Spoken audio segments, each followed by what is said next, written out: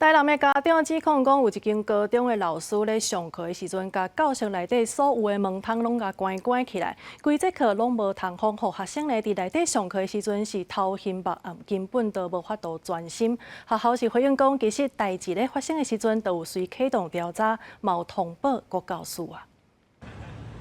互家长指控的就是台南这间高中有老师咧上高一的课，竟然规节50分钟，甲门参窗啊拢关起来。了后有学生反应无啥爽快，根据了解，当天下课就有4、5个学生挡袂牢，随走去校务处，甲其他老师喊救人。老师讲是要互学生感受到空气不足，家长是批评这位老师的管教方式无妥当。因为有人穿短袖的，那老师就不高兴，老师就故意一来上课就说你们很热嘛哈。 就故意把全部的窗户都打开，让冷风就灌入，然后同学就觉得很冷，老师就不管，同学去关起来，老师又再去打开，关起来又再去打开，就是这样。然后再隔一天，他就直接好，你们要关，那我就全部都关起来。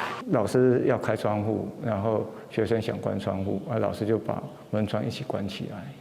目前知道是这样，详细的原因我们还在了解当中。校方指出，迄位老师来学校10外冬，教授真认真，是近来才接到安尼的投诉。不过20人伫教室门窗拢无拍开50分钟，伊所认为人济佮无通风，会提高二氧化碳的高度。窗户拢紧闭的话，惊讲这室内的2氧化碳浓度会较悬，较悬人可能迄囡仔是安那会感觉人读较无爽快。